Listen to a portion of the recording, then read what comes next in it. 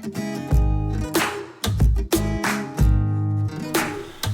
everyone, welcome back to my channel Investor Happy.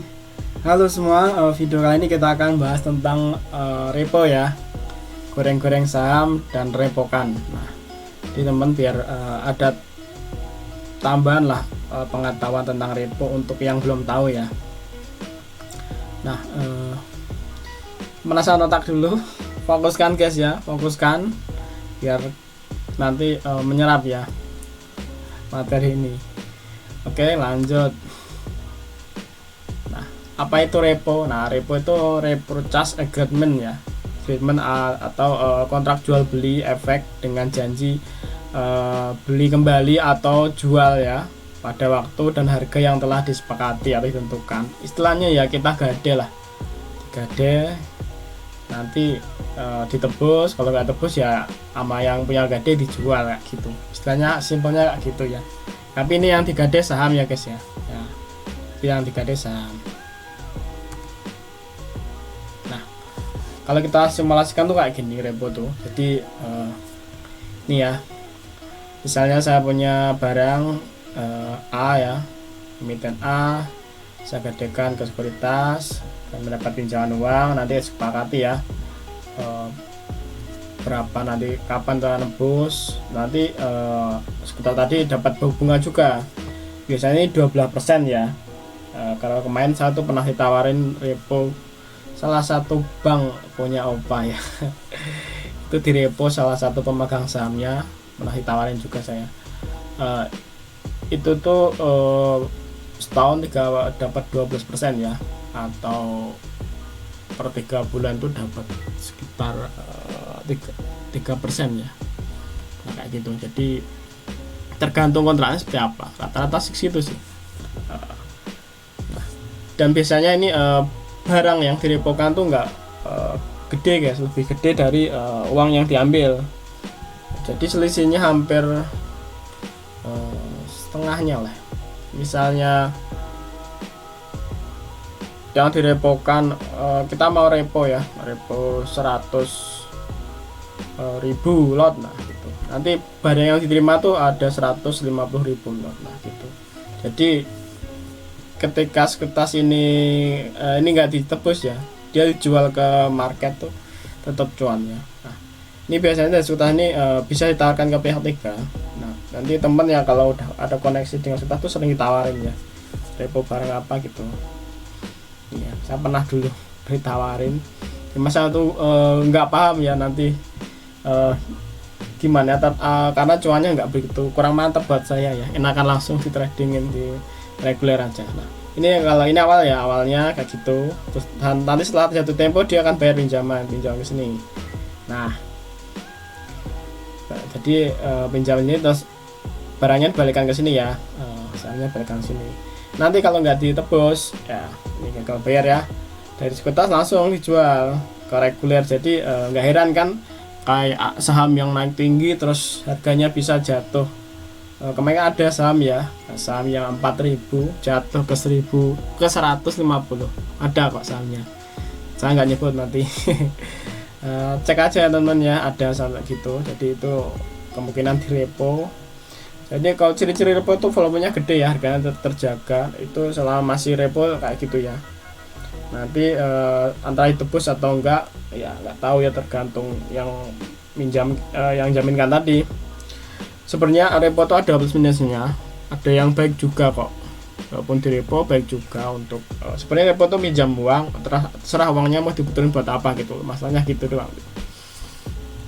Nah, tapi kalau repo kok sahamnya digoreng dulu baru direpokan, nah itu indikasi ya biasanya jatuh kok, biasanya sih. Nah, kita lanjut ya. Nah, kayak gitu guys ya repo. Semoga temen bisa minimal ada tahu lah. Nah, repo itu apa ya, kayak gitulah, gadekan, menjaminkan saham untuk dikonversi menjadi uang. Sebenarnya ya kayak utang aja sih ya teman, kayak nggak ada aja lah, nggak ada ke orang itu nanti ditebus kan. Kalau nggak ditebus kan dijual sama yang 3D tadi. Nah, kayak gitu sih repo itu sebenarnya simpelnya kayak gitu guys.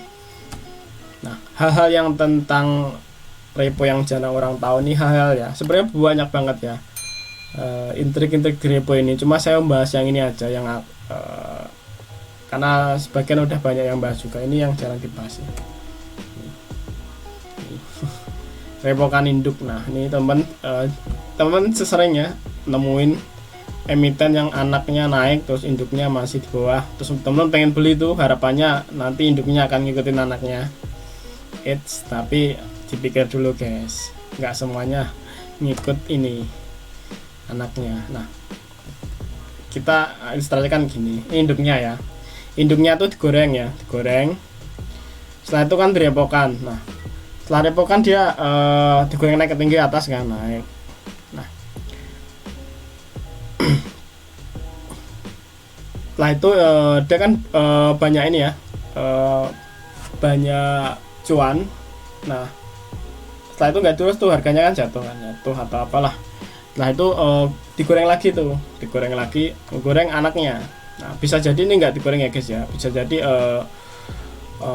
dinaikkan terus take profit, terus goreng berikutnya anaknya. Pokoknya banyak jenis lah intriknya tuh. Ada yang modelnya digoreng gini, terus pertama dinaikkan kan, terus setelah itu jatuh ya, nggak naik-naik. Setelah itu anaknya naik tuh, naik. Nah orang kan akan terkecoh nih, ini harganya masih di bawah, padahal kan bisa jadi dia udah taking profit untuk modal goreng ini. Nah setelah itu ini akan menggoreng anaknya, anak satu akan digoreng, anak usaha satu ya. Nah setelah digoreng kan ini kan akan meningkatkan market capnya. Nah terus portfolionya kan jadi bagus ya. Di sini kan dia kan punya portfolio sini, akhirnya di sini otomatis kan jadi mengkilap kan portfolionya induknya tadi. Nah habis ini bisa digoreng lagi nih, ini goreng lagi untuk merepokan lagi, bisa jadi kayak gitu, ataupun take profit untuk menebus repokan ini. Nah kayak gitu guys, jadi bisa muter aja nih, yang nggak tahu di lingkaran setan ini ya siap-siap ini amsong. Nah begitu juga di anak kedua, anak ketiga, nah, gitu. Ini sisi-sisi yang perlu teman-teman tahu. Ada yang model kayak gitu, ada yang ini nggak jalan, ternyata ini yang digoreng dan direpokan lagi, tapi ini tetap kinclong nanti walaupun ini bawah, karena yang digoreng yang sini. Ini akan goreng induk anak usahanya berikutnya, jadi ini harganya di bawah aja. Dan banyak yang terkecoh karena anaknya udah naik tinggi, kok ini nggak jalan, akhirnya dia beli induknya kan, ternyata induknya nggak jalanin, malah turunin ke bawah ya. Bisa jadi indikasi dia udah reponya udah ini kan, udah maturity lah atau jatuh tempo. Nah jadi ini catatan ya, jadi jangan heran ya kalau anak perusahaannya naik tinggi tetapi induknya malah mengenaskan ya, kayak gitu. Jadi nggak perlu heran teman-teman ya kalau nemuin kayak gitu ya, nggak usah ini lah, maksudnya kita lihat historicalnya dahulu. Misalnya anaknya tuh naik, induknya naik nggak dulunya, kalau enggak ya bisa jadi yang digoreng anaknya untuk ngincelongin portofolio induknya gitu, bisa jadi gitu. Bukan berarti anaknya naik induknya harus naik, nggak kayak gitu juga sih. Nah nanti ada kepentingannya guys, kita harus pintar-pintar juga. Oke ya, kurang lebih kayak gitu ya untuk repo simple ya. Semoga teman bisa inilah mengambil sharing inilah ya, sharing ini. Oke, kalau ada pertanyaan boleh tanyakan ya di kolom komentar. Untuk repo-repo jenis lain ya mungkin banyak bahas di YouTube teman-teman ya, teman-teman yang lain. Oke, thank you telah menonton video kali ini. Sampai ketemu di video berikutnya. Happy cuan and happy investor. Bye bye.